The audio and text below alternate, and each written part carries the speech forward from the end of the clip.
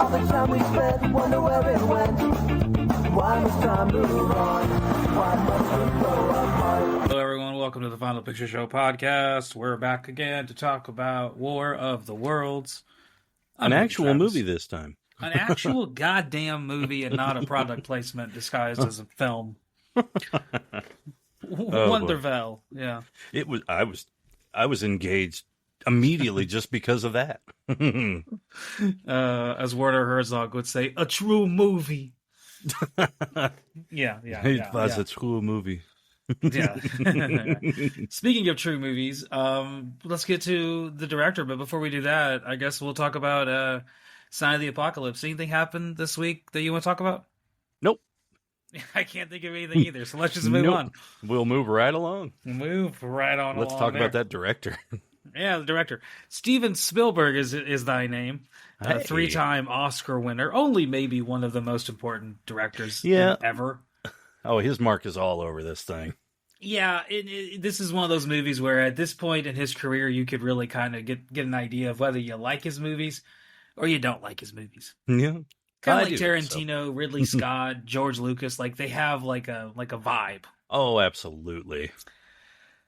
Speaking of their vibes, let's look at his movies. This is literally I think the only time we will ever talk about him, really. Wow. Outside of a couple, and now for something completely different, or unless we really broaden the horizon of our definition of he may have produced Into the World. He may have produced something. I don't know. I haven't looked into that. He probably has produced something. He directed a ton of TV shows and some shorts going back. His first real movie was Duel, which was a TV movie, which is kind of fun, honestly. Oh.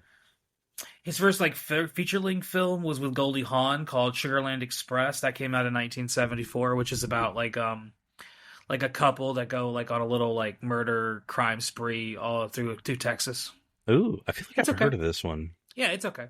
It's okay. It's not too bad. Yeah. There's a lot of other things that are very similar to it that are probably better, but Sugarland Express is a fun time. Then he did 75, he did Jaws, which is amazing. Yep.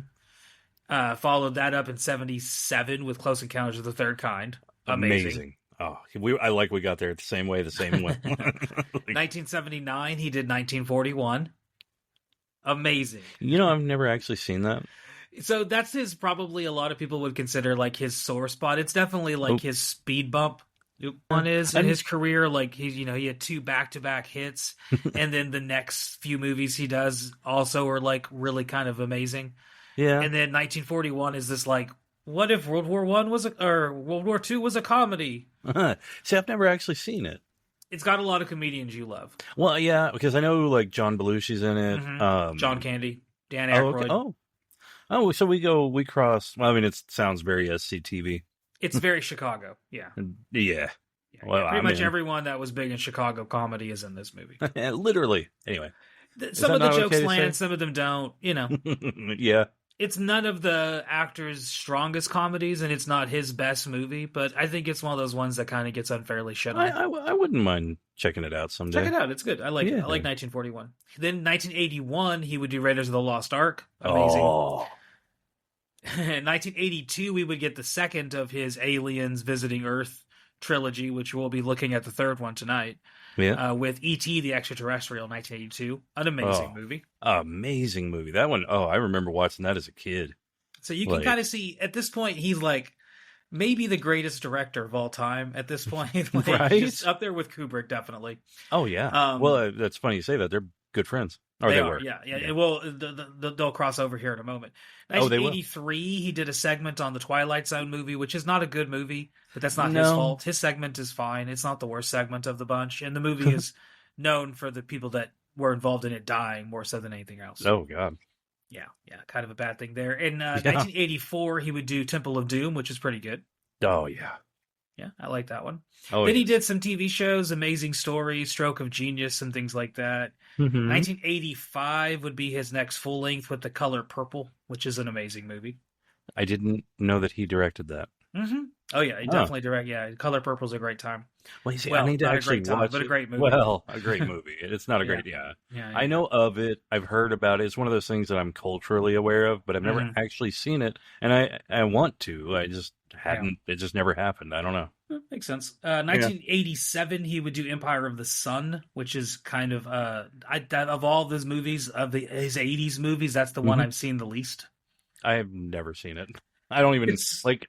I'm aware of Color Purple. I don't know anything about Empire of the Sun. I think a young Christian Bale is in that one. If I'm wrong, I could be wrong. Yeah. 1989, he did Indiana Jones and the Last Crusade. That's my favorite Indiana Jones movie. I don't care what anyone fucking says. So you think if someone else says that another Indiana Jones movie is better, they chose poorly? They did. He chose poorly. Yeah. In 1989, another little career hiccup with Always. Not a bad movie, but not really one of the ones that you usually remember for him. I don't even think I've heard of that one. Yeah, not like I said, not really his strongest. 1991, though, for millennials, he would do a bounce back with Hook. I know that movie is derided with other generations, but for us millennials, yeah, it's got 6.8, and I think like if you were a parent, maybe you went and saw it, you probably didn't enjoy it, maybe, but I liked it. I love Hook. I love that movie. Yeah, it's a great time. I go back to it, and I still feel the same way as when I was a kid. Yeah, it's a good one. Oh yeah. 1993, he would do Jurassic Park. Oh, there you go. Talk about feeling like a kid again. There you go. Yeah. Great movie. He will revisit, which I will say his when we get there. I'll save my feelings for that one because this is like the only time we're going to talk about him. Yeah. 93, he does Schindler's List. Maybe the only other movie that we could say is apocalyptic in any way. I would call it apocalyptic. Hell. Definitely, yeah. Contextually, absolutely. Lost World Jurassic Park in 1997. I think that's his worst movie. I'm for that. I don't like that movie. I think it's a bad movie. I'm of the opinion that there's been one good Jurassic Park movie, and I'll let you figure out which one it is. I mean, I have an idea. It's the first one. That's okay. I was going to say, does it have anything to do with Alan? The first one is great in like so many ways. The casting is great. The pacing is great. The scares are good. The effects are impressive. Like everything about it is really great. And then it's up there with like I didn't need to go back to the world. No.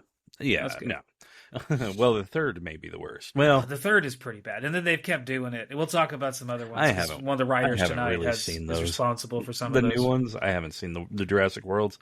I know nothing about them. I've seen a few of them. I haven't seen the newest one, which is the one we'll talk about here. I guess I did see the first one, I think. I just checked out though. I was I'm done. I've got the first one. That's my Jurassic Park. I don't need any others. And if I want to laugh at Jurassic Park, I'll watch the third one and just Alan. The third one. Oh, the third one is bad. 1997, he does Amistad. That's a great movie. Yes. 1998, he does Saving Private Ryan. That's a great movie. Fuck. I still go back to that one. 2001, he picks up Stanley Kubrick's Left Behinds and does Artificial Intelligence, and not his best movie, but not really his fault. He was kind of making the best of what he had there. It's kind of interesting when you know about it, like when you know why it exists. And I guess Artificial Intelligence is an apocalyptic movie when you get to the end of it. You're right. So I guess we will talk about him again there, but I'm down with that. Maybe not the first one that I think of when I think of an apocalyptic film, but I love. That's one of those movies that I actually really love. Artificial Intelligence. I think that really movie is really good. But I like the story more, I think. Yeah. The story of it is fascinating. Yeah. It's very fascinating. And it really makes sense when you think about it that way. It's frustrating because like you see what it could have been had Kubrick lived. Yes. And it's really like, this really could have been like one of his masterpiece. Which is saying something, considering all the other movies he had done up to that point. I mean, really? And instead, it's an okay Steven Spielberg movie. It's yeah. Okay. Yeah, I do love that Kubrick. If anyone Kubrick chose him to do it, was like, you're the one that's going to finish this. And it's like, makes sense. I don't want to. Yeah, I figure we'll probably come back to that one. I don't want to go too far on that one. Because eventually we'll talk about that one. Minority Report is 2002. Not a post-apocalyptic movie, but definitely a dystopian movie. It's very dystopian. And one of my favorite movies of Spielberg's. I love Minority Report. And both of you accept the fan ending, which we'll talk about that because I have my own fan ending about this movie. All I can think about is it kind of turned me off of cereal for a while because the girls are kind of laying in a thing. Yeah, I'm cereal, like I can't see anything else but like people laying in a bowl of milk, and there's like a fan theory about Minority Report where basically the main character dies in the rest of the movie. That precedes it is a dream of his, and this is a theme that I will revisit tonight because I have my own theories about tonight's movie, and how you could also kind of say the same thing about this one as well. Similarly involving Tom Cruise, and overtly family friendly endings in a movie that did not call for it up until then. Oh man, yeah, we'll get there. 2002, also he would do another movie with Catch Me If You Can, his first pairing with Tom Hanks, which is not bad. It's pretty good. I like that one. What no, it wouldn't be his first, because Saving Private Ryan. Oh, yeah, right. Yeah, I completely forgot about Saving Private. I completely forgot Tom Hanks was in Saving Private Ryan. Oh, yeah? He's one of the central characters. Damon. Yeah, it's about that Damon. My primary memory of Saving Private Ryan is going to see it with my father when I was way too young, and the movie being insanely loud to the point that like I was like covering my ears when the explosions would happen because I was like, holy shit, like what is like it's and apparently that was intentional. The sound design was one of the things they won the Oscar for. So makes you feel like you were in war, which that would literally make me have a panic attack. It's just insane. Shit is insane. So, 2002, Catch Me If You Can, a movie that I have watched a bunch of times. I love Christopher Walken in that movie. It's a very funny movie. It is. Yeah, it's good. Kind of, compared to some of Spielberg's other movies, definitely not like world traveling, obviously, because he goes all around the world, but not like a big action adventure movie like he had been doing kind of up to that point for a while now. Kind of a more personal picture. And he would follow that trend in 2004 with The Terminal. Oh, yeah. Now, in back 2000... to Tom Cruise. Or Tom Hanks, I mean. Back to Tom Hanks, yeah. But we're going back to Tom Cruise because during the production of Catch Me If You Can, Tom Cruise was in town, and he's stopped by, and that's whenever they laid out which of the movies they wanted to do together because they wanted to work with each other after Minority Report. They both loved working on Minority Report. They had a great time. So they met during the making of Catch Me If You Can. Yeah. And they had several different ideas that Tom Cruise pitched him, and the one that they both agreed on was War of the Worlds, which is what he does in 2005, which is what we're talking about tonight. Nice. Not the only movie he does in 2005. He also does Munich, which is another movie he does in 2005. Which is also a pretty good movie. Oh, is it? Okay. Yeah, it's not too bad. I like that one. Yeah, see, I think, well, I didn't, it turns out I didn't watch either Spielberg movie in 2005, so this might be the year. Munich might be his last movie that I really enjoy, because after that, from the rest of the 2000s until present, a lot of his movies are hit or miss, or I just have not seen them. And this is partially just probably kind of growing up and kind of the movies he does have tended to be more historical melodramas or kind of family friendly, things that just don't really appeal to me. But in 2008, he did Indiana Jones and the Kingdom of the Crystal Skull, or Indy 4, or the movie we don't talk about. I was going to say, I do regret watching that movie. Yeah. There was never an Indiana Jones 4. There's only been 3 Indiana Jones movies. What are you talking about? Didn't like that one. I did enjoy Adventures of Tintin in 2011. I thought that was a fun movie. I don't appreciate the French. So that's a joke. I love the French. Me, of all people, saying that. 2011, he would also do War Horse, which is a movie that I never saw. I never saw the horse movie. I can't say anything about it. I'm not much for horse movies. I've seen clips of it and how they executed the scenes and how impressive it was, and everything. It looks cool as hell. Like any Spielberg movie, I'm sure the background behind it is quite detailed, but didn't drive me to see the theaters. No. He did follow it up in 2012 with another movie that got him a bunch of awards, with Lincoln, which is an impressive performance from Daniel Day-Lewis, but not really a movie that I necessarily will come back to. I never saw it.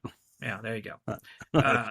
Bridge of Spies, another Tom Hanks co-feature with 2015. I never saw that one. Nope, never saw it. Kind of a spy movie that didn't really do anything for me. 2016, he went back to the animated realm with a kids movie with BFG, which is based on a book that I love, but I never saw the movie. That's right, yeah. I never saw it either. Yeah, never saw the movie. 2017, he did a movie about the Post, the Washington Post story, and everything that happened there. I watched it with my dad. I probably can't tell you the first thing about it. I think I fell asleep. I think I know which movie you're talking about. I know I never saw it, but 2018 he did Ready Player One, which I rented and watched the entire thing and have developed no opinion after watching it. It didn't really do anything for me or sway me one way or the other. It was a movie that I watched. I'm a guy who likes a reference, so I liked that. Yeah. That was about what I got out of it. And it was cool. It was pretty to look at. That's how I feel about Avatar, if we're going to talk about like those kind of movies. They're pretty to look at. There's no substance, though. 2021, he did West Side Story, a remake of that. Never saw it. Wait, really? He did, yes, yeah. And 2022, he kind of directed his own autobiography, which is called The Fabelmans, which is about a kid getting into movies, which is basically his life story, pretty much. That's right. I've heard him talk about it, but I never saw it. Yeah. Kind of like an autobiographical movie, which also I have not seen that movie either. And that brings us up to 2025, where as of right now, he hasn't done anything in the last 3 years, which is not unique for him. Yeah. But it has been a little bit of a gap from a guy who at times puts out 1 to 2 movies a year. So. Yeah. And we'll talk about why he does that whenever we get into the background of this movie, because this was another one of the ones that he used his methodology on, so to speak. So that's the director. To be like a fan of a Spielberg movie, like there's at least one, you know. Yeah, especially for us, like elder millennials born like in the mid to early 80s. Yeah. It's you grew up with 80s movies, you grew up with 90s movies. Yep. When you were watching shit on TV as a kid, you watched 70s movies because that's what was on reruns, and then watching more 80s movies. I can only think of like what was that movie that was it Small Soldiers that he produced with DreamWorks? Probably. Yeah. He was responsible for a lot of that stuff. That was him and Joe Dante letting Joe Dante. Are we ever going to get to talk about Joe Dante? Probably at some point. Other than well, that could be in and now for something completely different. Talk about Gremlins or something. True. But anyway, Small Soldiers, something. Something. Yeah, I mean, Spielberg is largely considered like one of the greatest directors of all time. So, absolutely, and we will talk about him again at some other point. We'll find a reason to. I think we will. Yeah. Now, Spielberg and Tom Cruise, when they collaborated for this movie, they did have a writer in mind, and the writer that they had in mind turned them down. That was J.J. Abrams. Oh. Yeah, J.J. Abrams turned them down because he was beginning to work on Lost. So he said, no, thank you. Huh. And instead, they found a writing team of Josh Friedman, who has done a lot of things. Some things that we'll talk about again. I recognize that name. Well, he recently wrote the most recent Fantastic Four movie, and I don't know how many times I said recent in that sentence, but there you go. But yeah, he did that recent movie. There you go. I have not seen, and I can't speak one way or the other about it. Pedro did not bring me into the theaters. I think it's stupid that the movie made like $200 and $300 million, something $100 million, and it's still considered a box office bust because it's like, that's insane. You guys are spending way too much money on these fucking movies. Yeah, for real. Like seriously, they need to back off on these budgets. Seriously, they can't all be Avatar. They can't be. Exactly. No. I think it's like the Avengers mentality though. Like we'll just get a bunch of famous actors and throw them all in a movie together, and then people will come and see it, and it's like. Yeah, but you don't really need that. And honestly, the movies that are doing like really, really well right now are like mid to lower budget horror movies that have like 1 to no stars in them, and it's just built solely on the theme or the gimmick or whatever it is. Well, I mean, I think that's the way to do it. I mean, those are the movies I like. Well, not historically. Horror movies, well, I was going to say historically, horror movies, sci-fi movies, B movies, exploitation films. Those movies do well in times of economic stress and recession and political turmoil. No shit. Yeah, go back and look at like the monster movies that got big in the 40s, World War I, World War II, all the shit that was going on around there.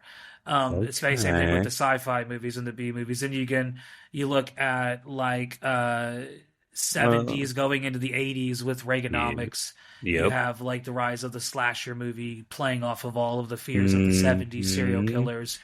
And then a lot of body horror with the like HIV scares and all that. Yeah, exactly, right. And then as those feelers kind of get conditioned out of us with the Clinton administration. Then we kind of have that dip, and we kind of get back into like having fun in movies again. Stoner Independence comedies Day and stuff like that. Dazed and Confused. Like we can have fun again.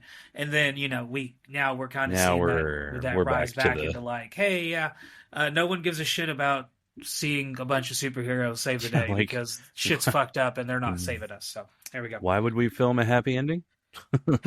Yeah, there's my theory on the things. Yeah, Josh Friedman, back to who we were talking about. He also would develop the Snowpiercer TV show, which we talked about the movie of that. Oh, yeah. One day we will get into the TV show.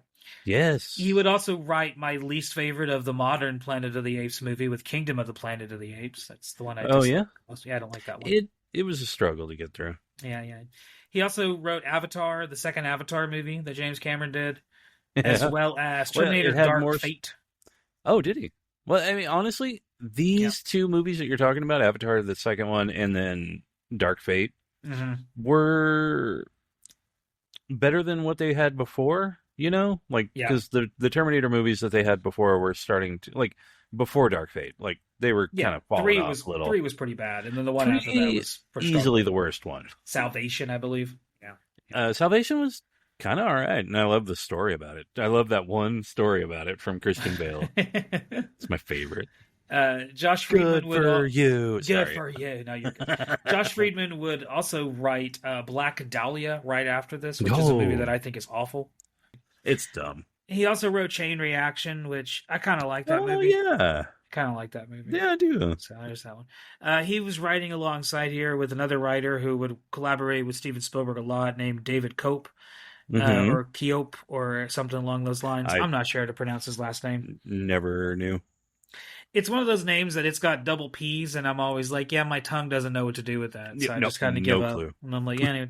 He wrote Jurassic World Rebirth. That's the most recent one that Scarlett Johansson's in, which I'm not going to watch that. There's only one Jurassic Park movie. Yep.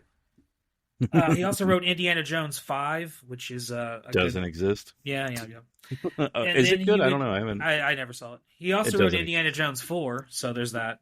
That also doesn't exist, or definitely doesn't exist. He would also write. They don't exist. He would do a lot of the Tom Hanks movies that were based off of those Angels and Demons books. The Da Vinci Code, the Dan Brown books. Yeah. He did all of them, but the first one, I think. I wasn't very impressed by those movies, and I assume the books are dumb too. I thought they were kind of dumb. It's just such a contrived story. Like, well, speaking of contrived and dumb, in 2017 he would write The Mummy, which also starred Tom Cruise, which was supposed to like relaunch this Universal monster movie thing, but they were trying to do it like the Avengers, where they were like gonna So by the end of the movie, that didn't work. I am bummed that I don't want them to ever try that again, because did you ever see the Mummy movie? No. So at the end of it, Tom Cruise, and apparently this was his insistence, he absorbs the mummy powers so he can just like go mummy mode, because he was going to be like the next, like, they were going to do like the team up, the monster movie team up, and he was going to be like, I'm the mummy, but I can't, I don't want to look like an asshole. I'm fucking Tom Cruise, motherfucker. What if I could just snap my fingers and go mummy mode? And they were like, there we go. That hurts. That's what happens at the end of that movie. He absorbs his abilities, and he's now Tom Cruise can go to mummy mode. I didn't know mummy was an ability, but okay. Well, you're learning things. I am learning. You're learning things. Thank you, Tom Cruise. Yeah. He would also write Secret Window, that Johnny Depp movie about that's not at all written about Stephen King. Not at all. Oh, I was about to say, yeah. Yeah. He would also do, in 2002, he would do the Sam Raimi Spider-Man. So there's a cool one. Oh, yeah, that is. Yeah, I like that one. Yeah. Panic Room, another cool one. I like that movie. A good one. Jodie Foster, David Fincher. It's a good time. Don't forget Jared Leto. Jared Leto, yes. Dwight Yoakam, Forrest Whitaker. The cast goes on. A young, what's her name? Oh God, she was Kristen Stewart. Kristen Stewart. I was going to say she was in the Twilight movies, which we'll talk about in a minute, with Dakota Fanning. There you go. The circle keeps on turning. He would do Stir of Echoes with Kevin Bacon, which is kind of a fun little horror movie. I remember that freaking me the fuck out. Yeah, it's not too bad. It's a good time. Snake Eyes, another De Palma movie. There's them working together again. That one's, I don't like that one. He was the writer for Jurassic Park 1 and 2, so there's some more Spielberg crossover there. Very cool. Remember The Shadow, that Alec Baldwin kind of awful movie. How dare you say awful? Well, this guy wrote that. There you go. Well, I'm a fan. So sometimes me and my wife, whenever she was starting her reselling business, we would go to the bins, which is basically like where like if the shit that doesn't sell at Goodwill, it goes to this place and they sell it to you by the pound. So like you could it's dirt cheap stuff. Anyway, long story short, one day I'm there and there's up on the wall for like it's a penny if somebody wants it, was a giant poster of The Shadow. Oh. And it was ripped in half, otherwise it would have come home with me. Yeah. There's a reason nobody bought it. Somebody decided to like rip it in half and I was like, oh, for shame. I should have bought it. I probably could have put some tape on it and made it work. But then it's like people would be like, why do you have a poster of The Shadow? And I'd have to, why would you ever explain it? I don't really even like that movie. I actually do like that movie. I'm not gonna lie. Unironically, I have good memories of that movie. Maybe I need to watch it again. Well, there's a lot wrong with me though, so He would also write Carlito's Way, which is a good time. Ooh. Death Becomes Her, which is also a good time. Mm-hmm. And then a movie that we haven't talked about in a very, very long time. He was actually the writer for Dark Angel, which is a movie that we talked about forever ago. Not full-length review, but one day we will. Do I remember that movie? One of the actors we talked about was, several of the actors for that matter, have been in Dark Angel. Okay. Underrated 90s sci-fi movie about a alien cop and or not alien cop, but aliens and there's like a bunch of cool stuff going on. It's a good time. Yeah, I think maybe surely I said I didn't know it because I don't know it now. You've ever seen it. You should definitely watch it though. Speaking of watching it, let's get into the cast before we have the background. This is going to be a longer episode if you haven't caught on yet, because we got some more heavy hitters to talk about. One of them is Tom Cruise, a man that we will talk about again. Awesome. He was in Oblivion, which is another post-apocalyptic movie. Oh, that is. I really like. Some people made fun of it when it came out. Wait, said it was, really? A lot of people said it was kind of like ripping off WALL-E, like the Disney movie, which kind of it is a little bit, but the world's big enough for multiple movies. WALL-E's also ripping off a lot of other movies as well. I was about to say, it's not an original idea, I like the spin they took, but we'll talk about that. Yeah. Do you have any feelings one way or the other about good old Tommy Cruise here? Tommy boy. I'll never not be a fan, no matter what he does personally. I'm always going to be a fan. I do not. He is not an immediate turn it off for me. I know some people have that kind of reaction to him when they see a Tom Cruise. I think a lot of it has to do with like his previous actions and his Scientology and those things. We grew up with him before that, so we're coming at him from a Tom Cruise actor facing thing, and they're coming at it from Tom Cruise the person, which I'm easily able to separate. Yeah. There's a lot of Tom Cruise movies I really like. So he's one of those actors that if I'm like, I don't like Tom Cruise, it's like, well, then I have to dislike a lot of movies that he's in because, for real. Pulling up his list here, pretty much the moment 1982 happens, his career pretty much takes off. Losing It. Yep. He does an 82. That's an underrated little classic with Shelley Long, Jackie Earle Haley, a bunch of other people as well. Then in 83, he does Risky Business, Outsiders, and All the Right Moves back to back to back. Let me tell you, Risky Business is... I quote that movie all the time. It's a great movie. I love that movie. Yeah, I love Risky Business. That is one of those coming-of-age teen flicks that doesn't get talked about enough. And sometimes you just got to say, what the heck? I don't know. I like saying the dad version of it instead of the friend version where he's like, what the fuck? Yeah. I like saying, what the heck? It's funny. 85, he does Legend, which is an underrated movie. I love Legend more than a person should. Yeah, I was going to say, I know that's a big one for you. 86, he does Top Gun and The Color of Money. Fuck yes. 88, he does Cocktail and Rain Man. Yes, both, yes. 89, he does Born on the 4th of July, which is a good movie. Love it or leave it. 90, he does Days of Thunder, which he also was the writer on. I did never watch that one. I think I'm an 80s Tom Cruise fan, apparently. Yeah. 90s Tom Cruise is different. This is kind of where he becomes kind of gets into like his like, am I going to be an action movie guy? Am I going to be like a drama dude? Because his career kind of fluctuates. 92, he does Far and Away, which is pretty fun. Love that movie. A Few Good Men, also in 92, a movie that I know you love. Yes. I quote that movie all the time, too. 93 does The Firm, so another kind of legal drama. Yeah, kind of I never off actually of A saw Few Good that Men one. there. It's okay. It was, yeah. 94, Interview with the Vampire. Fucking love it. I love that movie. 96, it's so good. Mission Impossible and Jerry Maguire. Hell yeah. Oh, God. So I mean, Mission Impossible. I was going to say, I'm actually like a big Mission Impossible movie fan. I kind of like all of them. I think they're all good in their own separate ways. I'll be honest with you, and maybe this is a thing we'll have to deal with sometime. I've only seen the first one. The second one is different, and then the third one is like all of them are so different. Really? Yeah. Oh, so that's the second one is John Woo, and then you got me. The third one is J.J. Abrams. And interesting. I'm trying to remember if it's the second one or the third one. It's one of those. I think the second or the third one where the main villain is Philip Seymour Hoffman. Oh, that's right. So, yeah, just kind of seeing Philip Seymour Hoffman do his shit. All right, I do need to get into that. I need to... I mean, they're contrived as fuck, but, hey. Well, I mean, yeah. I also liked the Mission Impossible video game on the N64. That was one of those ones that I used to rent and play a lot. Even though I remember that one. Don't think it's particularly very good, but I used to play it a lot. Doesn't matter. 99, he does Eyes Wide Shut. Speaking of Stanley Kubrick. Yeah.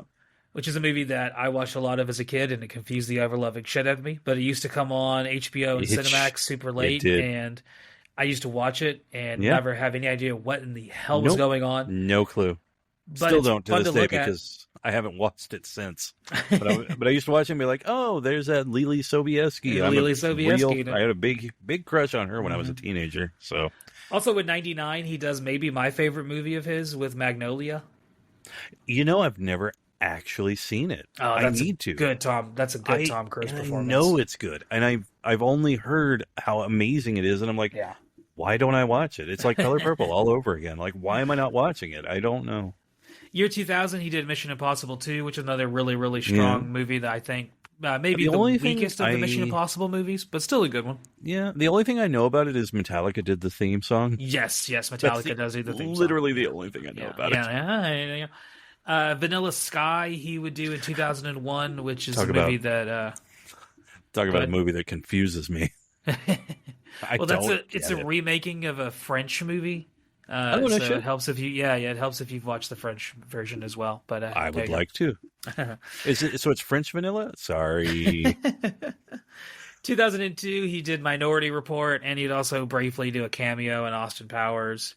Oh, that was awesome. 2003, Last Samurai, kind of another one that's a little bit of an overestimation for how much people wanted to go see that. I mean, I liked it. I liked his performance. It's an okay movie. He's good in it. It's a movie really good in it. It's easy to make fun of. It is because of the optics, but it's not a bad movie in any way. No, it is not a bad movie. And then in 2004, he would do Collateral, which is a movie that I really like. Yes, that's right, because that's him and Jamie Foxx. I love that movie. Yeah. Him and Jamie Foxx, Michael Mann directing as they drive around, and he basically is unwittingly accomplice to murders throughout the evening. Yeah. Oh, it's so good. And that brings us up to 2005, where he would star in War of the Worlds alongside these people. Dakota Fanning, who people hated her in this movie. She was voted. What? Oh yeah, so apparently, I remember at the time people hating on Dakota Fanning quite a bit, and apparently. Really? Yeah, apparently story goes that she was voted on. Now, I didn't check the authenticity of this, and I'm not speaking with any kind of authority, but apparently, according to the interweb, she was voted as like one of the most useless things you could ever have during an apocalypse because of her performance in this movie. My lord. Which I remember like thinking at the time, a lot of people hating her for just screaming the entire time. What do you expect? Now I'm watching it this time, and I'm like, yeah, she was fine. She didn't bother me at all. In fact, actually, I think she's great in this movie. Absolutely. I was about to say she was great. One of my favorite things about this movie. She was great. Yeah, she's great. And also, I'd be screaming the whole time in an apocalypse. And Dakota Fanning's been in movies, kind of like taking the Drew Barrymore role here. Yes. If this movie was made in the 80s, Drew Barrymore, this would have been her performance. Oh, 100%. And she's also been in a bunch of movies since then. Because obviously, Once Upon a Time in Hollywood, the Tarantino movie, she was great in that as well. Oh, yeah. Amongst many, many, many, many, many other credits that she's been in. Oh, yeah. No, she's been in so much. Like the Twilight movies. The Twilight movies. Varying quality, but fun to watch. Fun to watch. I as much as weird as it is, I've seen every single one. I don't I've even seen every know single why. Twilight movie. Yeah. Back to the movie. Oh, Joining them in this movie is Tim Robbins. Oh, awesome. Who is a great performer. He's an Oscar winner. Oh, love it. Was in Mystic River, been in things from Mystic River to Shawshank Redemption. One of my favorite movies. Code 46. That's a good I don't think I've saw that one. That's a good sci-fi movie. Is it? Yeah. One of my favorite movies of his is Nothing to Lose with him and Martin Lawrence. I fucking love that movie. I thought you were going to say Howard the Duck, but yeah, I like that one too. How dare you? I was 7. I didn't know any better. Next up is Miranda Otto, who was actually pregnant when this movie was made, and they actually changed the script because Steven Spielberg demanded that she be in this movie. Spielberg is not one to ask for auditions. Oh, really? Nor is he one to really compromise when it comes to a lot of casting choices. So he kind of has parts in mind well ahead of time. And he always wanted Miranda Otto for this. And so he was going to put her in this. And she was pregnant, so they wrote that into the script. She plays Tom Cruise's ex-wife. Yeah. Wow. So I didn't know she was really pregnant. Oh, that's... Yeah, she's really props pregnant. to her. She would be in all the Lord of the Rings movies. She's in every one of those. Oh, that's very right. Yeah, she's no man. Yeah, exactly. And she would also be in Thin Red Line, which is a weird little war movie that came out in the 90s, which is fun to watch. Yeah, Never actually saw it. It's I missed known a lot for of having movies. a huge cast of people, and almost none of them are in the movie for very long, which is kind of fun. Other than Jim Caviezel, good old Jesus, I think he kind of ends up taking on most of the leading star. Oh. As well as maybe like some Blades of Grass. I think they also might be the co-star of the movie. I'm not joking. That's part of it. Wow. Speaking of Blades of Grass, Justin Chatwin is here playing Robbie, who he is mostly in TV shows. Had a little bit of a breakout after this movie, which led to him getting the star in the Dragon Ball live action. That's why I recognized Goku. him. Yeah. Oh, which I went to a live riff tracks of in Dallas one time, and that's a fun movie to watch while you're extremely inebriated. And I was going to say, but I was going to riffing on that movie is probably the only way to watch it because I've never watched it all the way through. I've only ever watched it being made fun of. I don't think I could actually watch it not being made fun of. Yeah, it's a good time. It's a good time. He was also in Weeds the first couple seasons, and then he kind of disappears and shows back up towards the end. And he's also in Smallville as well, so a lot of TV shows here. Oh, okay. He is maybe my least favorite character in this whole darn movie. He is hard to put up with. He is indeed. Rest of the cast here, we got Rick Gonzalez, who was in Old School and Coach Carter, as well as Law and Order Organized Crime Unit. Oh, and Arrow. So he's one of my low-key one of my favorite actors, as the kids would say. I think Rick Gonzalez is good in a lot of things. Yeah, he's great. He plays Spanish in Old School. That's kind of the role that most people would probably immediately identify him as. He's one of the neighbors in this movie that's in it for just briefly. That's right. Yeah, other neighbors that are in it briefly are Yul Vasquez, named Yul after Yul Brynner. It could only be. He was also in Severance, as well as The Outsider and Magic City, some of those modern streaming shows that are pretty good. Yeah, Severance is. I don't know if you've watched it. I love it's a great that time. movie. Oh, it's Severance so good. Severance is so good. Yeah. Also, he would be Ruben the Cuban in The Sopranos for those the keeping track. Two characters that we will see next week that make bit cameos here as the grandparents are Anne Robinson and Gene Barry. And it looked like a big deal, them standing there. They are the original main characters from the 1953 version that we will watch next week.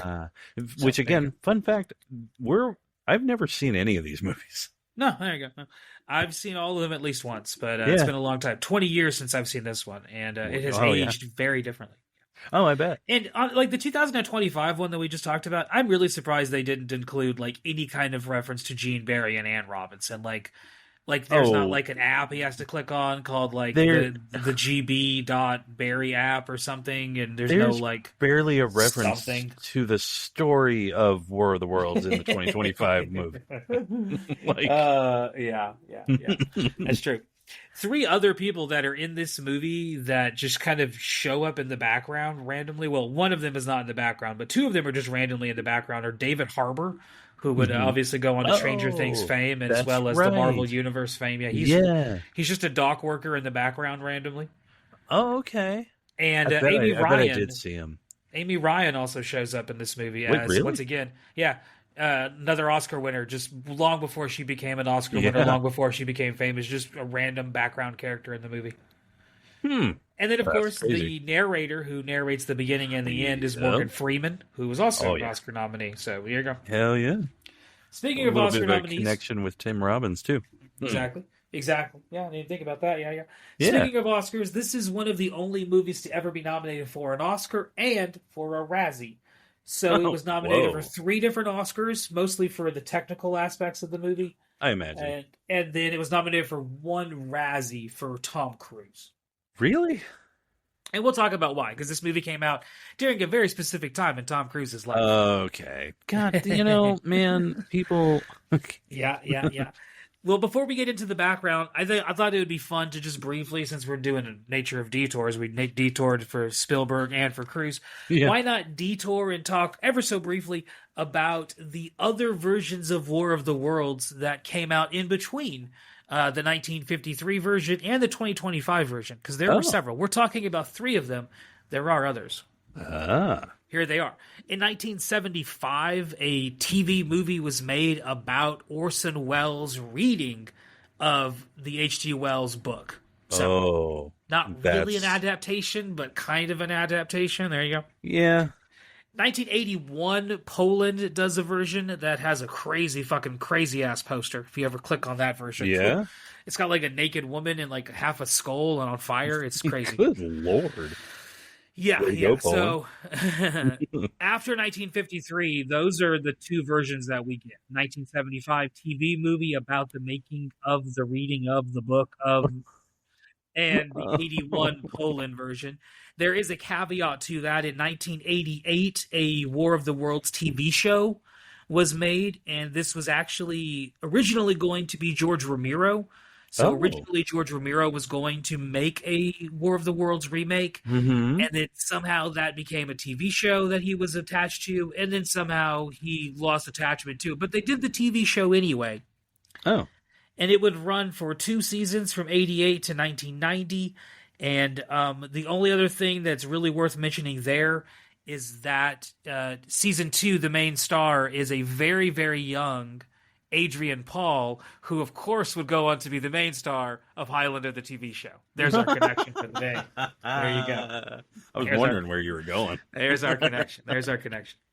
Also, in 1993, Marvel acquired the comic book rights, and they were going to do an animated TV show that was going to be kind of like in the vein of like Spider-Man and things like that, like in that animation style. That never happened, and instead, the same studio in 1993 would do Biker Mice from Mars.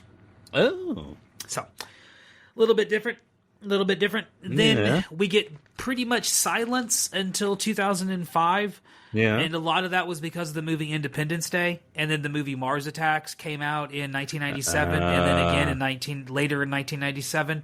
And so Steven Spielberg, who had the rights at this point, kind of thought the well had kind of run dry.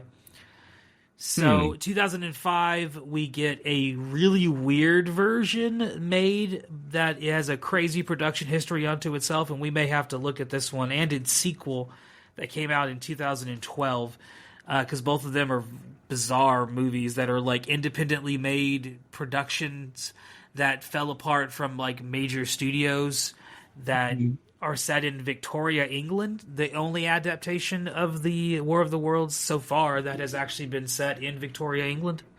Oh. Kind of crazy there. Yeah. In 2005 as well, we would also get the Spielberg version, which we're talking about. Yeah. But as well, because this is the age of the Asylum, in 2005, the Asylum would put out their own version of War of the Worlds, which would star C. Thomas Howell and Jake Busey. Whoa. There you go. 2008, the Asylum put out a sequel to the War of the Worlds called War of the Worlds 2. There you go. And then in 2012, the guy who did the original one from 2005, the one I just talked about that has a crazy production history, he came back again and did his own sequel.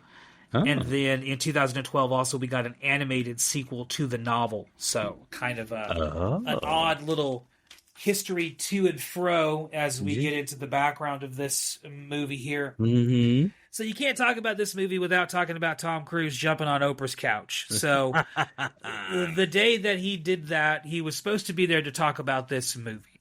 No, really? And Steven Spielberg was supposed to be there with him. The only reason Steven Spielberg was not is because of the way Spielberg shoots movies. So Spielberg likes to keep it a tight 70 days, 3 months, in and out production from start to finish, and then we'll pre-production, post-production, we'll finish it later.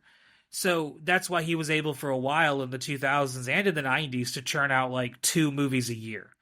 It's because he would spend like 3 months making one movie, and then post-production for about 2 or 3 months, so 6 months, and then the rest of the year he would go immediately into another movie. So he did that for a while. Did it here as well, but because of the after production taking so long, he was not able to be there for the Oprah interview. So Tom Cruise went alone, and this is the notorious interview where he jumped all over Oprah's couch, professing his love for Katie Holmes. Yeah, that's the amongst only thing many other things. He's also going off about how Scientology and how psychiatry doesn't work. Oh, God. And then he would double down with this on the Today Show, where he would come back a couple days later with Matt Lauer, where they would be like, "Hey, Tom Cruise, is everything okay?" And he would show back up on the Today Show and then get into an argument with Matt Lauer about psychology. He called him glib, right? Glib. You're being very glib, Matt. Oh, my God. Like I said, I like Tom Cruise movies. Don't necessarily like Tom Cruise as a person. I'm hoping he's chilled out or walked away from all that shit. That'd be nice. I doubt it. I feel like if anyone involved in Scientology, he's probably at the tippity top. Well, I mean, they're probably keeping him on like with an iron grip, they're not letting that dude go. I think he's one of those ones that if anyone, there's probably a lot of things we're never going to know about Tom Cruise and how he operates, because there's obviously he doesn't seem to be a human with how he does things, and so you can kind of tell that there definitely seems to be wired differently, so to say, than most other people. And I feel like his religion definitely enables him in a lot of ways, because he is air kind quotes, right? Yeah, religion. Yes, his kind of enables him in a lot of ways, because he is, so probably the most well-known, follower of that religion, and that directly ties into this movie, because we'll talk about it in just a second. Might as well get into it now. I'm not going to shit on Scientology. I've read into it. I remember reading about it when I was younger, when I was a Ute. We talked about Battlefield Earth once. Battlefield Earth, yeah, that was our second episode or third episode for those not keeping score. And I feel like a lot of the narrative surrounding Scientology is just to kind of shit on it and to make fun of it. Years ago, we could have said the exact same thing about Christianity. And if we want to get into the specifics of both of their religions, they're both kind of silly and dumb. That's kind of the idea of a religion, is you have to have this thing called faith. That in spite of it not making sense, it necessarily that you have faith that it does. That's literally the whole idea. I don't understand why people are like, well, Christianity doesn't make sense. It's like, well, of course it's not supposed to. It's not supposed to. Also, my favorite... It's fine if you believe it in spite of that. Like, that's okay. And my favorite faith, of course, is George Michael's. I'm more of a fan of Limp Bizkits. Oh, no. Yeah, right. You gotta have faith to faith. Oh, God. So this would be the last time Steven Spielberg and Tom Cruise would ever work together. And a lot of it also comes back to two things. That couch interview, that fucking couch. That'll sour you. And Tom Cruise's Scientology. So Steven Spielberg felt that Tom Cruise did a shitty job advertising for this movie, and he took all the attention away from it. And so that cost it in the box office. Now, we'll talk here in a minute about how much money it made, so it didn't really seem to matter all that much, but we'll get into it. But Moreover, the other problem he had was he felt that during the making of this movie, more so than Minority Report, he said Minority Report, they got along great, so much so that they both wanted to work together again, and they have not worked together again since then. It's been 20 years, and there's been one picture of them together since in the last 20 years, and that was a recent photo where it seems like maybe they've made up. But Steven Spielberg felt that Tom Cruise was trying to convert him to Scientology. I bet he was. As well as trying to convert members of the crew, maybe some of the cast. I've heard stories. I could believe things like that. So, yeah, that became kind of an issue and like a speaking point where eventually they had to kind of have like a conversation about this, And they haven't worked together since. It's been 20 years. And like I said, there's been one or two known pictures of them. So the relationship did not develop like the one with Tom Hanks that was also kind of emerging at this time. Yeah, so a little bit there for you about that, which would also kind of, like we said, go directly into Tom Cruise being nominated for a Razzie, because that was the year that he did the whole jumping on the couch thing. And this is the only movie he did in 2005, so it's not like he did a lot of other movies. And he's not bad in this, definitely not worthy of a Razzie nomination. So that was definitely just kind of like a slight at I hate how much character as opposed to like his performance. That's a thing, and I don't know if like a lot of people are influenced like that, but I mean, it's just merit the movie on its own, Yeah. The Razzies are kind of meant to like be, sensationalist. That's a good point. You're low-hanging fruit. Easy to go for that one. So he was an easy target. You would think with the low-hanging fruit of his stuff going on in his personal life, this movie would have suffered at the box office. Its budget was $132 million. It made $603 million, which was the fourth highest of the year. Nice. So definitely, didn't necessarily struggle. No, did quite well. Well, there you go. Quite well. A little bit more on the background here, and then we'll get into the plot. Tim Robbins' character is an amalgam of several characters from the book, and I think you could entirely cut his character. Not that he's a bad performance, but you could entirely cut him from this movie, and the movie would be for the better. It really didn't. It felt interjected. It kind of slammed us. But I mean, I understood. Or, I mean, let me rephrase that. I appreciated it, I think. Yeah. And that's about it. This movie was filmed out of sequence over the course of 73 days and took place on both the West Coast and the East Coast for filming, so quite a lot of flying around. And a lot of the movie has a lot of, like, never give up, the American way, pathos, post 9/11 shit. That's because a lot of that, it was made in a post 9/11 world. Similar to the last movie where we said, like, had it come out in 2020, maybe we would have forgiven it for some of that. Exactly. But it came out 4 years later. Yeah. This movie, same thing. Had this movie come out in 2001, maybe some of that 9/11 jingoism, pro-military shit that's in this movie would have kind of, especially on the third act, would have kind of been okay. Yeah. But 4 years on, now we're in the middle of the war in the Middle East, and it's never ending. And 20 years later, guess what? We're still there. Yeah. And so, like, at that point, like, I'm in 2005, I'm in college. So, like, I remember this time distinctly. And this movie the end of this movie specifically does not speak to the truth of, like, anything that was going on in the culture that this movie was made in. It came out and was immediately kind of tone deaf, which I think is kind of one of the problems of this movie. And you didn't have to be. Had it come out in 2001, it would have vibed a little bit better. Yeah. And if you changed a couple things as we get into the plot of the movie, I feel like it would have also been for the better. Yeah. Oh, there's our background, a little bit of everything there. Mm-hmm. Let's talk about the Travis trivia, and then we'll get to the plot of the movie. Like I said, a longer one. This is a long, a lot of heavy hitters here to talk about. Travis trivia, though. This movie came out on June 29th, 2005. Oh. Number 5 in the chart, I cannot help you with, so I'm just going to tell you because I know this song, but I could not give you a hint that your white ass would ever understand. And that is "Oh" by Sierra featuring Luda. Correct.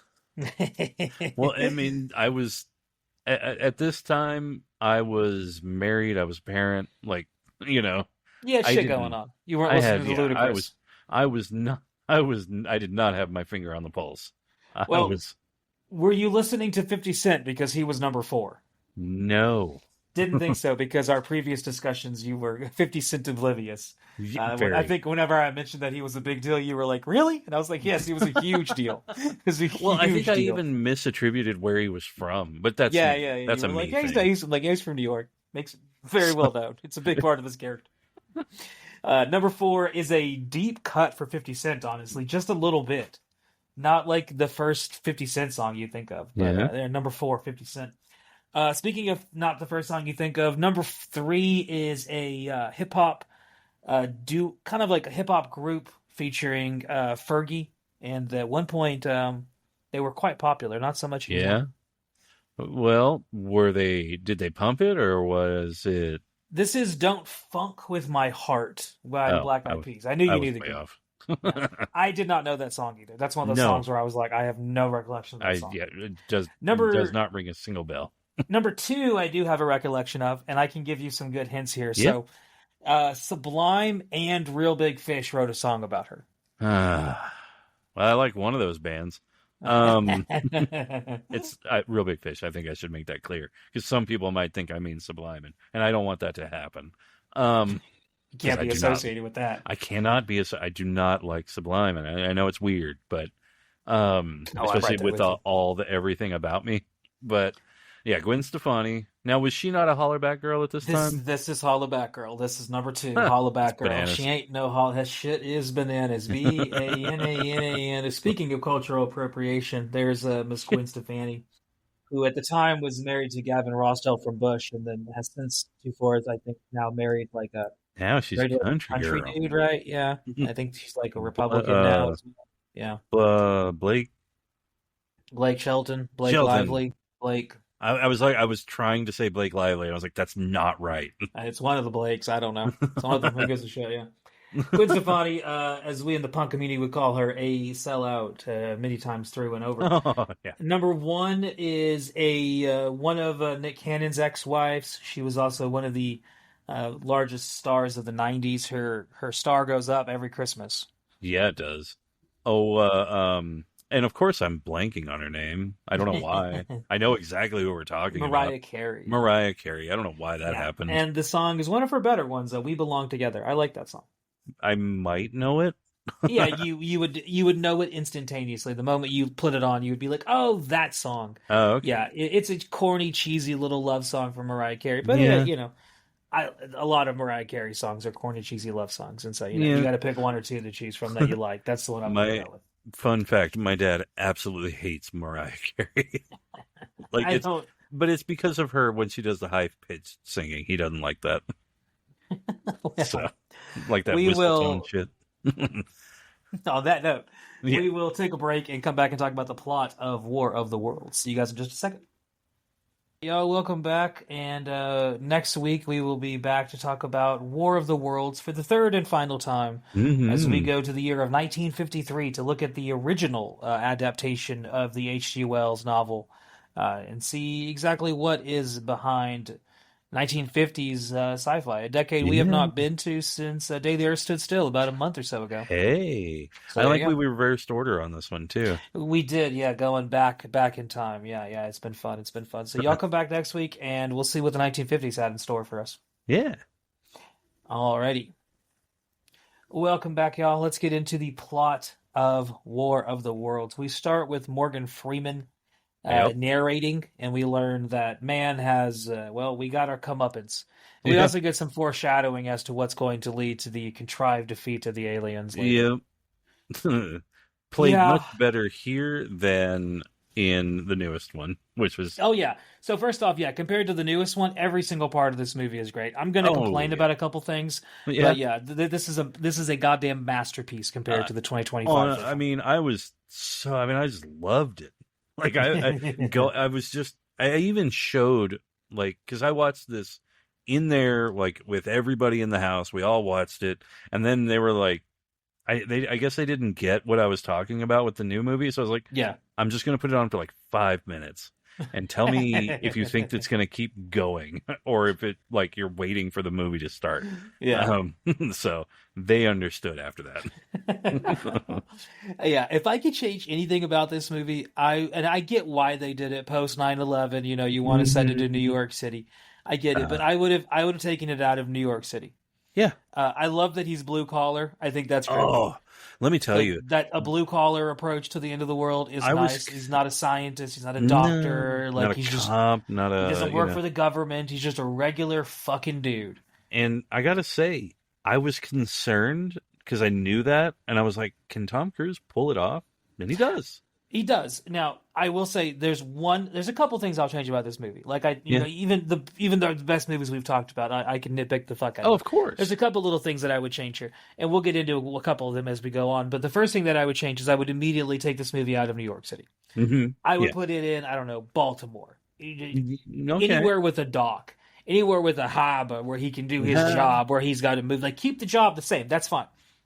But I would take him out of put him in Seattle, put him in Baltimore, Virginia, DC. Well, if you put him in Baltimore, Delaware. you could turn it into a John Waters movie. So Connecticut, something just anywhere other than New York City. Yeah. I just feel like we at this point in time, and now even 20 years later, we have so many movies about New York City. And it's just it really is like a character in the movie. Okay, I need to stop. It is, and well, so they do that intentionally. So they turn New York City into the character and Boston later on into a character because they didn't want to destroy any national landmarks a la Independence Day. Spielberg thought that was trite and overdone at this point. Well, and also did it have any of that too soon? Well, yeah, obviously same thing, 9/11, we had literally just saw monuments fall. So it was a little bit of that too soon. You'd think that would shy away from New York then, but whatever. I think, New York is Tom Cruise wears a New York Yankees hat for the giant chunk of the movie. Yeah, he does. So yeah, New York maybe is it was. definitely I guess maybe it was a love letter to. Oh God, yeah, this was very post 9/11. Yeah, it's extremely post 9/11. So he's at work and he's moving cargo containers, and he's a divorced dad who drives like a dick. And he does. He's meeting up with his ex-wife who's pregnant with her new kid, and her new guy is there. Yeah, and like I said, this was all written into the script for Miranda Otto to be pregnant so they could continue on with what they already had planned for her. And so this is where I would change things, right? I love that Tom Cruise is a flawed character here. Yes. And he's kind of a shitty dad. And he's kind of like an absentee father. He's kind of an all-around shithead. He's kind of an all-around shithead. I love it. So here's what I would change, because by the end of the movie, he kind of becomes this hero. And I don't like that about this. Oh. Here's what I would do. Take Kurt Russell from Big Trouble in Little China. Uh-huh. That archetype, that ineffectual hero who constantly needs saving because he actually is in over his head and he refuses to admit it. I think that would be a better thing here. Because he's not a hero. He's an ordinary fucking guy. He's an ordinary guy, and he's really... He is way in over his head, and they kind of stick with that for a while. They do. But then... His son saves him at one point. His son is like, "What should we do?" And he's just like, when he doesn't know what to do. And then by the end of it, they're like, they do the typical Spielberg, oh, he's a hero, he's going to save them. It's like, oh, goddamn, I wish he would have just. And we'll get to by the end of it. But I like that not many movies have that. The best part about Big Trouble in Little China, because it's one of the few movies that does this, and more movies should, is that Kurt Russell thinks he's the hero, but he's not. He's not. Terrible. He doesn't know how to do anything. He's constantly almost killing them and constantly failing at everything heroic. Oh, absolutely. He doesn't know, but he's not the bad guy either. He's not this awful failed hero. He's just the guy in the movie who thinks he's the hero, and I love that. He's basically the what do you call it? The comedic whatever. Oh, he's like the jester. Yeah, he's almost like you were saying, like a comedic sidekick. Yeah. Who has somehow become the main character of the movie. It's awesome.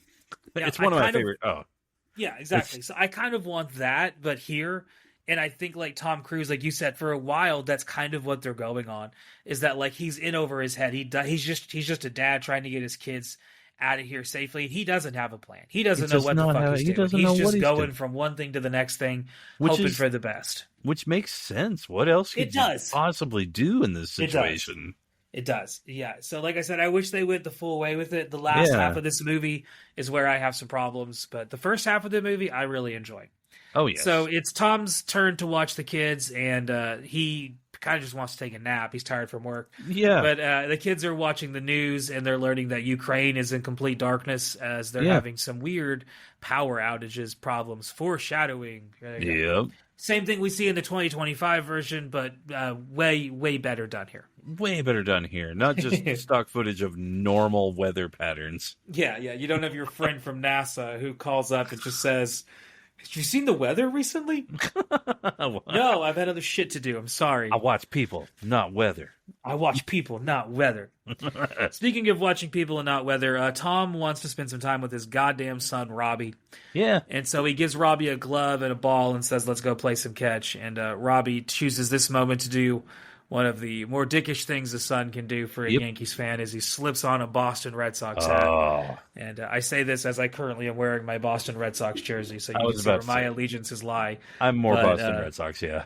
I do love that this is like Tom Cruise points this out. He's like, "Really? That's what you're doing?" Yeah.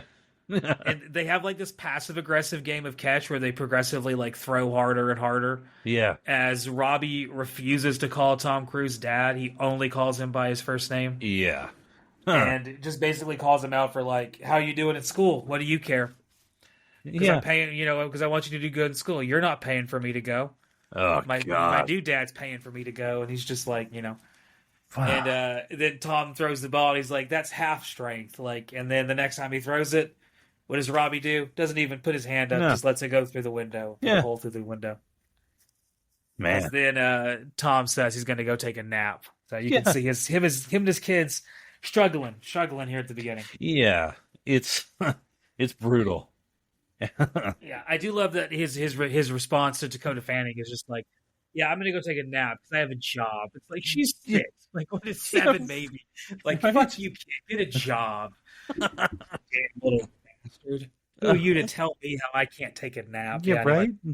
So he wakes up from his nap and he realizes that his son is gone as his son is taking the car. His nice car. It's really nice car. Yeah. And he goes outside to look for him, and this is when we see some weird shit in the sky. So about 20 minutes in, and we are finally getting some aliens. Yep. And once it gets going, it's going. This movie has a pace that definitely picks up. Like, the first 20 minutes are kind of like establishing, Tom Cruise, he's a normal dude. His kids don't really like him. His son's kind of a delinquent.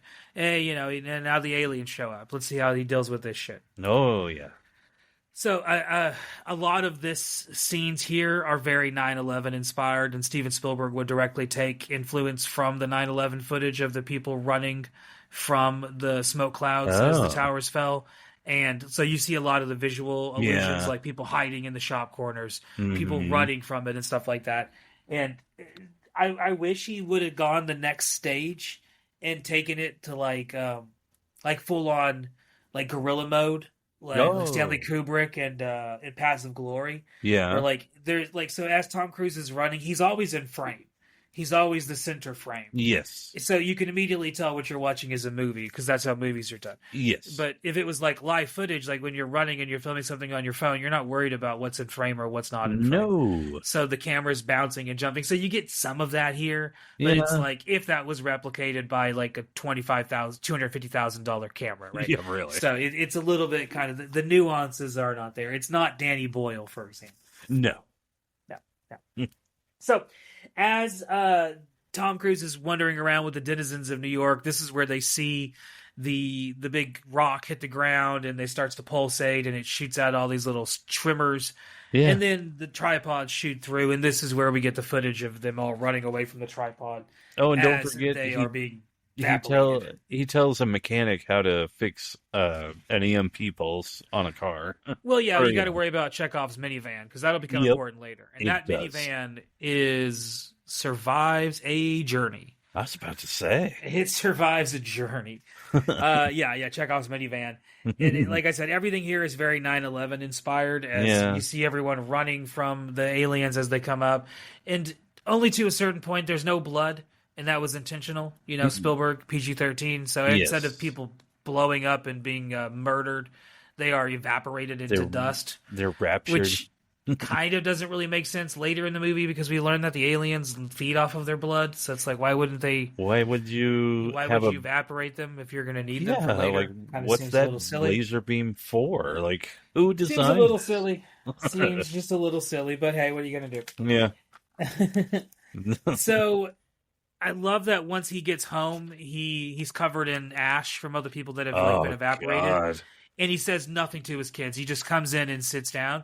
Yeah. I almost wish this is where he eventually does break and just cries in front of his kids. Yeah. I almost wish it was here. Yeah. Like where he's just like I've seen something so completely fucked up that I don't even know what to say. Yeah. Instead, it's like we get like a couple beats of him just kind of sitting, thinking, not talking, just thinking. Mm-hmm. And then he begins to kind of just like frantically start disaster preparing as if they're like they don't have much time until things are about to get really bad here. Yep. I mean, so yeah, they have to. Yeah.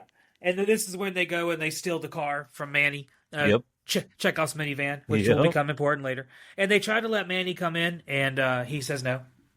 And immediately should have done it. Should have done it. Manny should have come along. Said no though. And this is where we start to get a lot of Dakota Fanning screeching, and this is where a lot of people kind of took umbrage with the movie and her performance, which I will say 20 years on, there was absolutely nothing wrong with it. No. I thought it was fine. I didn't think all the sense in the world to me. The only issue I have with this part is while they're driving, so like him and Robbie are talking and they're trying to describe like what it is he saw, and the camera is like outside of the car as they're talking. Yeah. And then it's like following them as they weave in and out of traffic, but every time it like connects back to the car, the conversation is just picking back up in the perfect spot. Oh yeah. I wish it didn't. I wish there were parts where like the camera's talking and Robbie's like, "What? Like, is it terrorists?" And then Tom Cruise gets mad. And he's like, "No, it's not fucking terrorists." And then the camera pulls away. And then I wish we like came back for just a second just to hear Robbie go like, "What do you mean aliens?" And then we cut away again, like they're having an actual conversation and we're just catching little pits of it. Yes. Instead, we get the parts of the conversation that matter instead of it being like we're missing large chunks of it. I thought that would have been fun to have like chunks of it kind of missing, so it seemed a little bit more natural.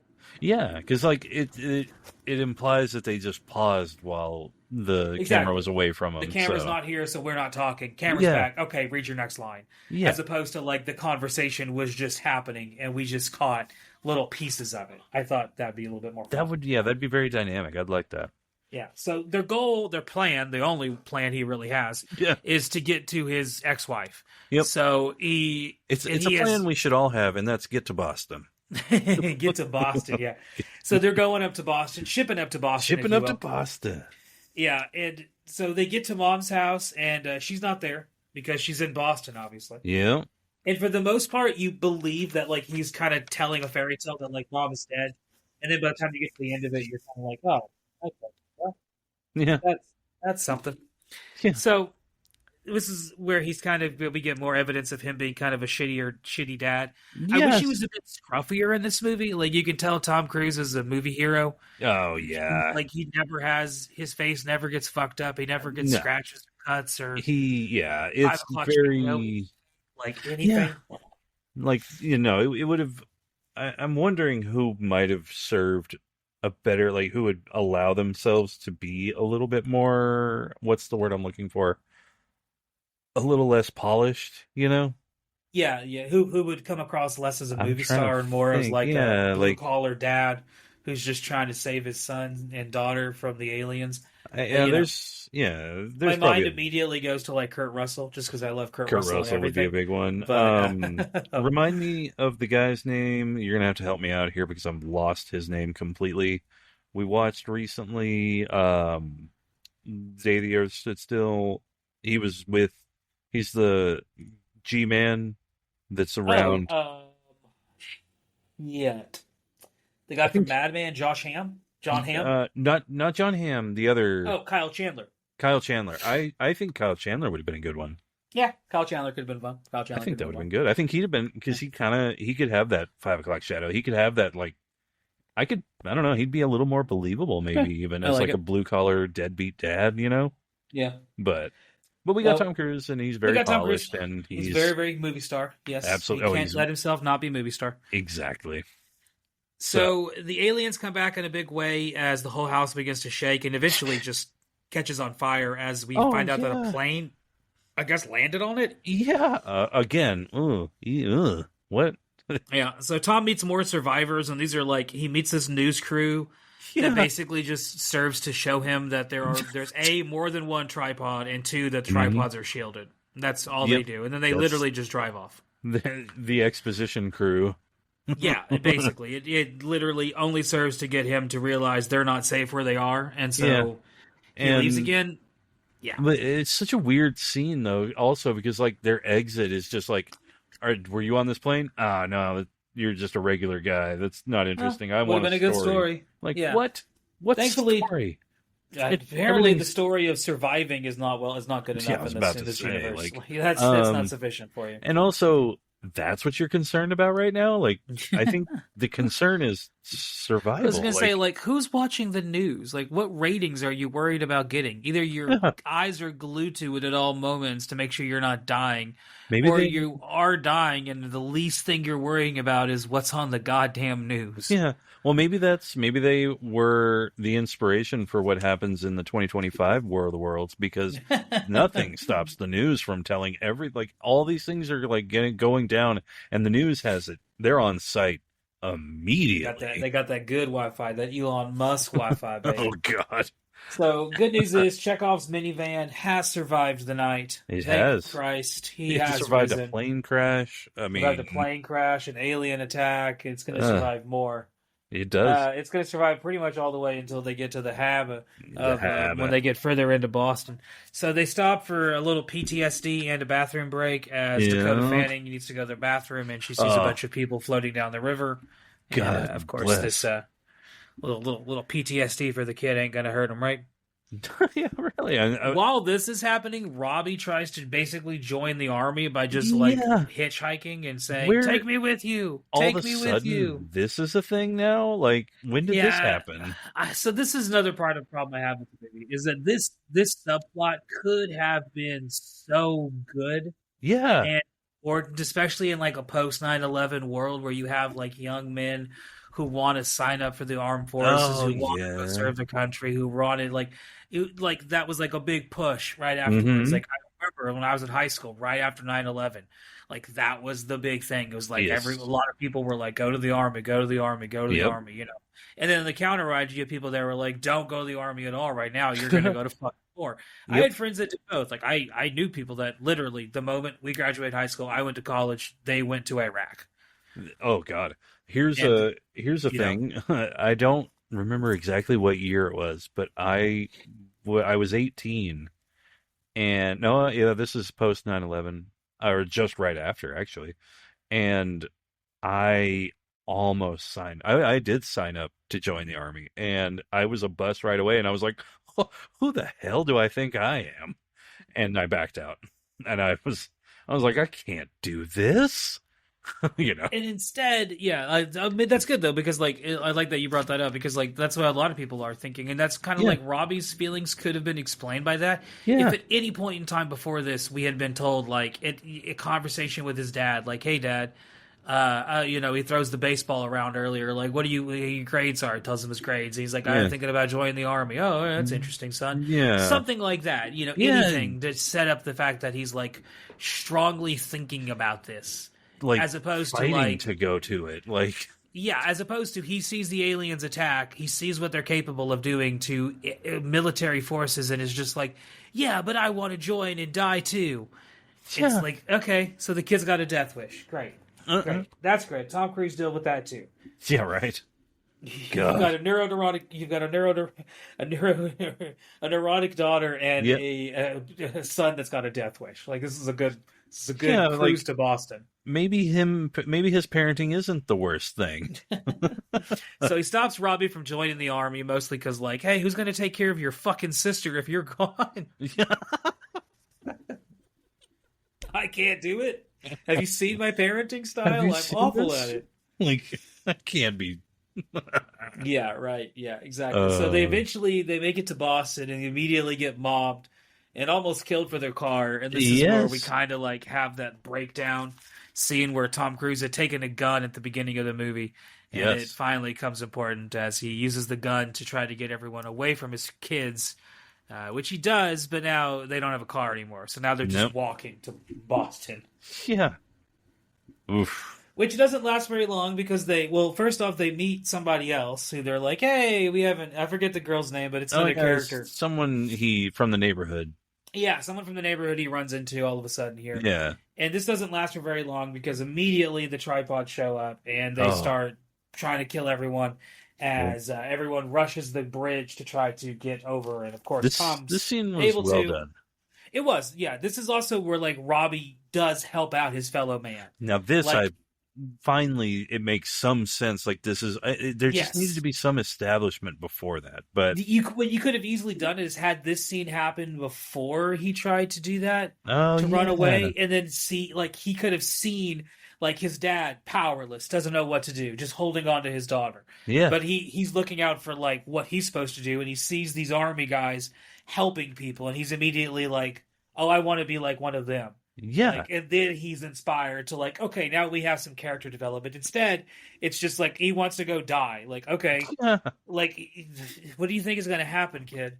Like, really? You have no military training. You're literally trying to hitchhike with the armed forces, with the National fucking Guard to go defend. Like, it's just, it's a little nonsensical. It's nonsense. So, Robbie and them, after they get done with this scene, Robbie wants to join the army again. And this is where I was like, the first part of him doing it, we don't need to see because there's no context for it. Exactly. Now we have some explanation. Now we do. So Robbie basically runs on top of this ridge full of these Humvees that are also trying to go, which is like the only other time that we see cars in this movie is here. Yep. Which I guess the military, they're immune to EMPs, I guess. I guess? So Robbie tries to run up the hill because, as he tells his dad, he just wants to see. He needs to see it. He needs to see it. Oh, that part. Because while they're still on that ferry, there's that... we think they're good. And then all of a sudden, there's some shit underneath. Yeah, knocks them out of the water, and they have to go scrambling. Like, this movie really does a good job of making you feel fucking, like, inevitable. It never at any point in time in the movie do you feel safe. No, and it's just a constant like, you're just constantly like, I'm unsafe. Like we got out of that one, and now something else, and then we got out of that one, and now it's like, fuck. So it's it is very anxious. I got very anxious watching this movie. That's me thing though.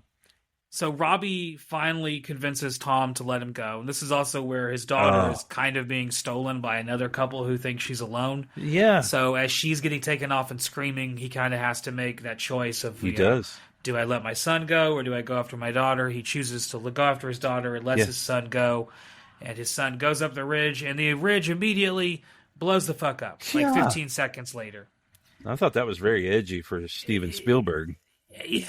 And when we get to the end of the movie, it'll make you want to bash your head in. But I know. Yeah, so immediately you're like, okay, well, Robbie's dead. Yeah, I was like, whoa. Okay, this is where we enter into the last half of the movie with Tim Robbins. Yes. And this is where the movie kind of falls apart. It does start to fall apart. Yeah, this is kind of where things start to get bad. And I don't think... This is where I was saying, like, Tom Cruise being an ineffectual father. Like, here... If you had gone through with that, and here is where he finally has a breakdown, because he does. Yeah. This is where he finally has a breakdown. He just sits and cries, because he's like, literally everything I've done has failed. Yeah. My son is dead. My ex-wife is probably dead. My daughter and I are now hiding underground in a bunker with a crazy person. Yeah. Like, this is not how I thought this weekend was going to go. Right? And so he has like a mental breakdown, and his daughter helps him.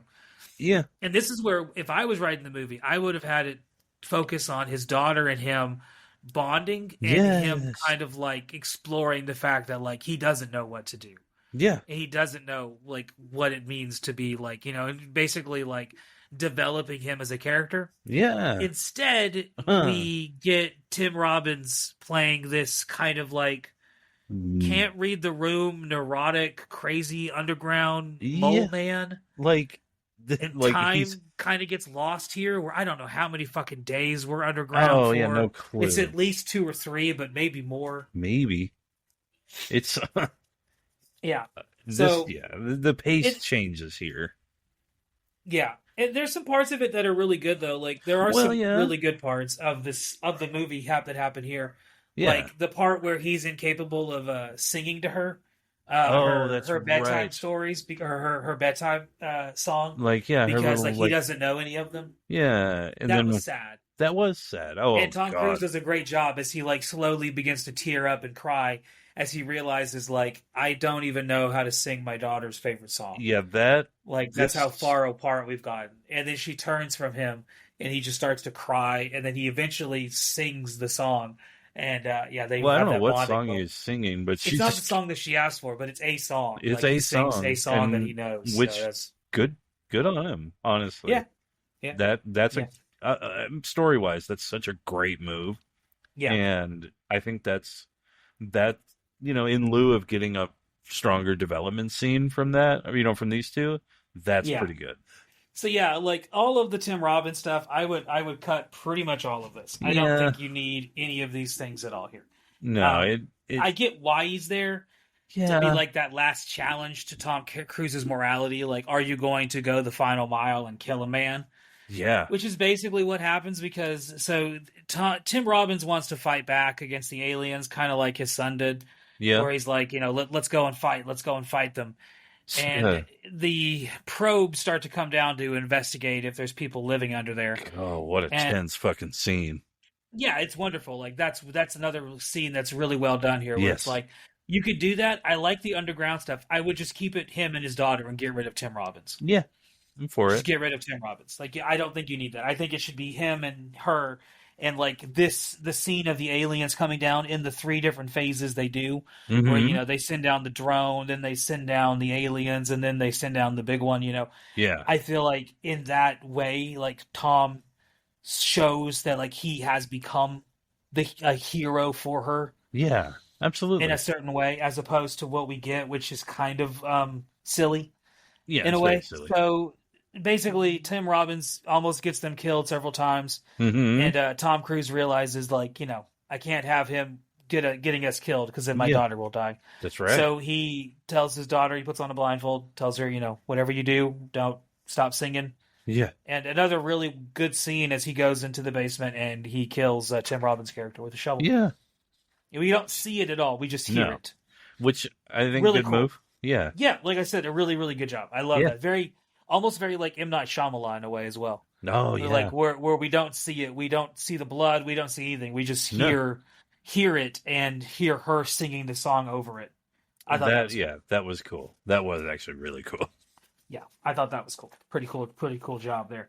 Yeah. So with Tim gone, we think we're safe, but then we get more probes, and this leads to Rachel, his daughter, running away and eventually getting herself captured. And Tom also gets himself captured. Yeah. But not before getting some grenades. We got to have that. Which kind of is important because they get put into basically like human snack packs for the aliens. Yeah. So like when the alien wants a little chicken nugget, he can get a little chicken nugget in.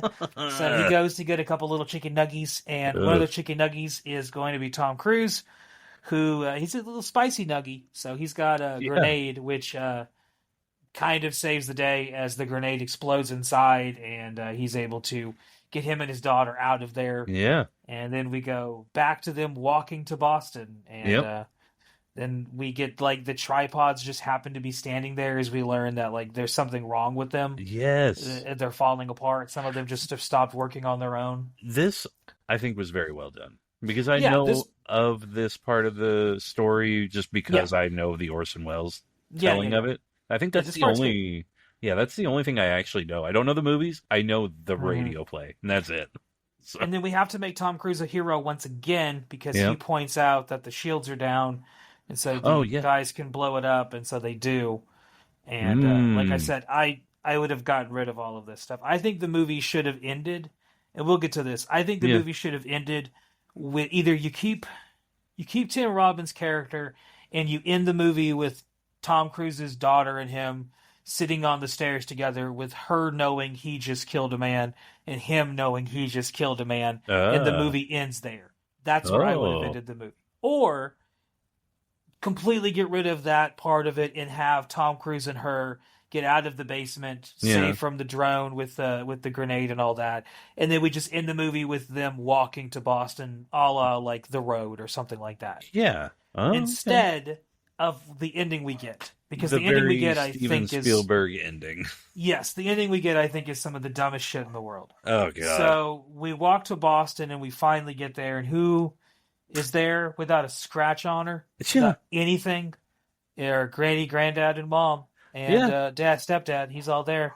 Yeah, and they're all fine. They made it through they didn't even lose power. No, they were good the whole time. They're safe in their ivory tower. And so you're sitting there thinking like, well, that's fucking stupid. Yeah. Hold on, it gets stupider. Oh, it does. Because who does Tom see? Because Tom's not showing it. Tom doesn't get over to them. He lets his daughter run off to be with her mom. He's giving them some space. He understands, I'm not part of this family anymore. Right. But then over her shoulder, who's that in that goddamn Boston Red Sox hat? Oh, God.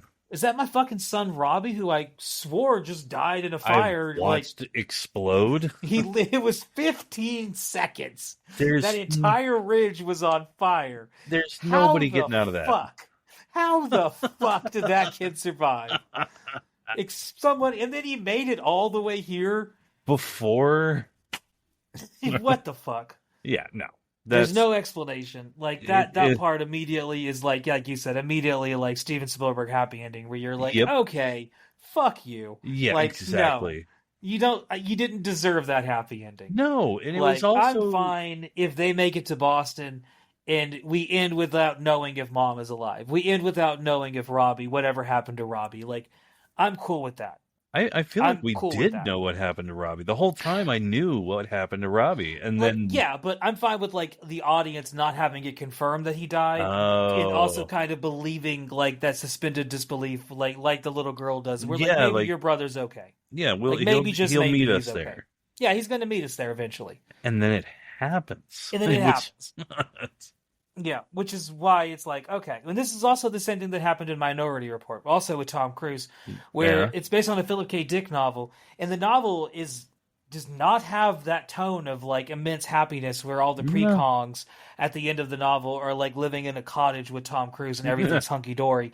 Like, that is not how the book, that's not the tone not only is that not the tone of the book, that's not the tone of the movie up until that point. Yeah, really. And this movie kind of has that same thing where the moment we get to the basement, the tone of it shifts into this like weird kind of quasi morality play that's just not really well deserved. No, and it doesn't need to be there. It doesn't. And it's the same exact shit he does in Minority Report, which is why people in Minority Report have said that like the moment his character gets caught, when there's like 40 minutes left in the movie and he gets put into the hibernation chamber. Yeah. As he's getting put in there in Minority Report, the guy that monitors them says like, nobody ever gets out. In fact, people think they dream like whole new realities for themselves in these things. So people have basically said everything that happened from that point on is a dream. I see. I would think that like everything that the happy ending we get after he kills Tim in the basement is all a dream to me. Like, the movie ends there. And then everything, this whole, like... Because then the next thing we see after him, after Dakota sitting on her dad's lap and holding him after she realizes he's killed a man for her, the next thing we get is them falling asleep. Yeah. And then so to me, it's like, okay, everything that happens after that's a dream. Like, they don't get out of the basement. That would make sense. They don't go to Boston. They don't see Robbie and Mom ever again. No. Because none of that's real. No. And it makes sense that they'll, like, in a dream, it would be like, they just died all of a sudden. They're just not, the aliens are no longer a threat. No. Yeah, because, at the end of the movie, Morgan Freeman explains it. Yeah. But Tom Cruise doesn't understand, like, why they just stopped working. No. So yeah, that's the thing that I would change, is just the ending has like, there's like some small little things that I think take this movie from being like pretty good. I think you could have made it like one of Spielberg's best if you just changed a couple little things here and there. But I get why all the things that are what would have been a good ending would be after they're sitting in that chair and they go to sleep. they wake up, it's sunlight, and they go out, and it's completely quiet, and there's just the tripods are like laying around. That's how they find out they're all dead. Yeah, that'd be that cool would have been good. No hero, no nothing. It's just shit we don't happened. Need a hero. We don't need another hero. That's the whole thing. Is like the entire movie, he hasn't been a hero. No. And Tim Robbins even points that out. He's like, "What's your plan? You don't even have a plan. Your plan is just to hide underground forever, and that's it. You'll be fine. Like that's not going to work." Yeah. And I like that he points that out to be like, you don't like. At least I have a plan. My plan is to fight back. Yeah, sure, I'm going to die, but at least I have a plan. So our ending to this is they wake up and then they don't know why, but they're saved now. They don't know why though. Yeah, I like it. I think that's better than the ending we get, which is like that very kind of Hollywood. It is by the numbers. Tom Cruise is a hero that saves the world, and his ex-wife and everyone's fine. Yeah, everyone's fine. Everyone's all okay. Fine. It's just fine. Just fine. Just a bad weekend. We'll be okay. Yeah. It's I don't know, guys. I don't know about that. Yeah, things might not be so great. Yeah, the change in them should reflect in the movie, Yeah. So final thoughts. I really, in spite of everything negative I just said about it, and those are nitpicks, it's a classic Spielberg movie by the numbers, paint by numbers Spielberg. You get your happy ending. We get our action beats. Every about 20 minutes, something happens that moves the plot along. Like we talked about, we didn't mention the music. The music is very good in this movie, too. Oh, the music is so good. In the way that the aliens let you know that they're coming with the audio cues and stuff. Very, very well done.